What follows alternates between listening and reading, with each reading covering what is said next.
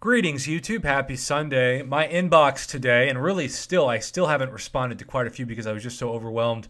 There wasn't enough time in my day so far, maybe after I record this video, to respond to everybody. But I want to bring your attention to, once again, the Aegis node. We're going to call this the Aegis Chronicles. And we have a new chapter. It's called the Darkhawk chapter. And this is for a unawakened 5-star Darkhawk, who traditionally, I would say as a defender, is just, all right. But now with this node, he becomes God tier and then some.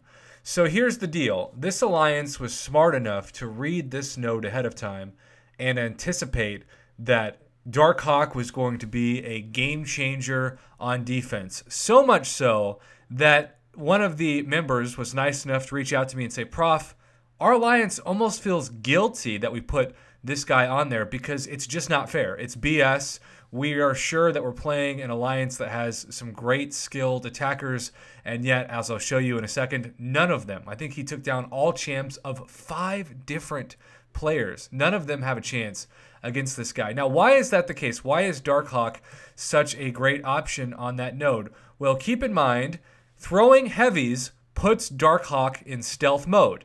So when he's in stealth mode, you can't really hit him, and on top of that, intercepting becomes very, very difficult, if not impossible for some people. And landing, parries and then doing heavies, also quite difficult. And of course, you have that godforsaken 3-minute Alliance War timer ticking down each second. So he had only lost that much health, right? Somebody was lucky enough to do everything correct and get, I don't know, a 10th of health down before they got wrecked. But this ended up being the case where the Korg boss and Darkhawk were still standing, and Alliance War had an hour and 16 left, and I believe the user said that they didn't even get these down. It just ended, and these nodes were still up. Now, this is unfortunately what happened to the people who were unlucky enough to go against the Darkhawk. They just all got wrecked. It was no case, no chance for the node. And I want to say I've also seen videos where Havoc on that node, holy God. But the $1,000,000 question, which if you know this, please comment below, is can Rhino even be intercepted on this node? Because Rhino's not supposed to be intercepted, period. I think that may not be true if you have Blade and Danger Sense with Ghost Rider, because I have seen in past videos where the Danger Sense overrides Rhino's ability to prevent anyone from intercepting him. But even then, that's not 100%. So Rhino, suddenly, just a unfair beyond God tier champion for this node. And I know that several people have written to Kabam. I keep saying time and time again, as much as I appreciate that you think of me when there's an issue in the game and you want me to bring it to the community's attention on my channel, and I really do feel like that is not only my responsibility but an honor to do so. Kabam may or may not ever watch my channel. There is some argument to be made based off of some videos I've done in the past versus some of the decisions that they've made that maybe I influenced someone at that company to do something, but I personally have never contacted anyone from Kabam and talked to them directly. I wish I could. I wish I could help, of course, overthrow their entire god-awful marketing department and actually rebrand almost every one of their offers to make it not only pro player, but something that is a win-win for everybody.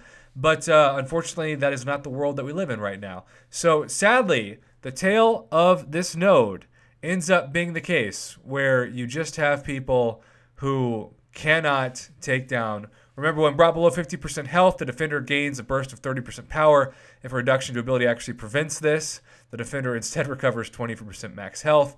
Besides the 25% max health, the Aegis node, of course, also begins with 3 indestructible charges with intercepting the defender's attack. So I don't know what to say to this other than the Summoner wanted me to bring this to the community's attention and say Darkhawk might have won them the war, but it made them feel kind of guilty because they knew this was not about skill. It was almost impossible, if not impossible, regardless of how many items or boosts or different summoners you threw this guy's way. 5 champs all went down, and still looks like he didn't even lose half his health. So this has to be corrected immediately.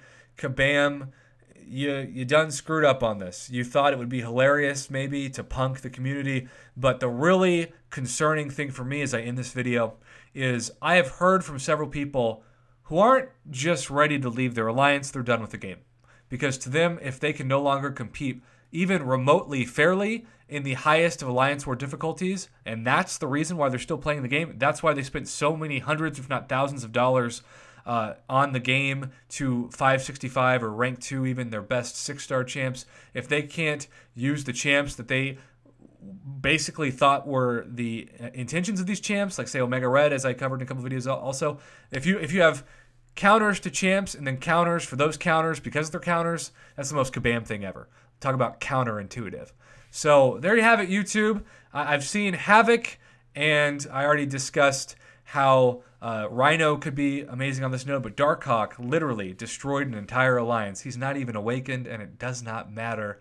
I'm just shaking my head at the screen right now because it's just, it's BS. It's unfair, and it's not fun. It puts the FU in fun, which might as well be the Kabam slogan for this month.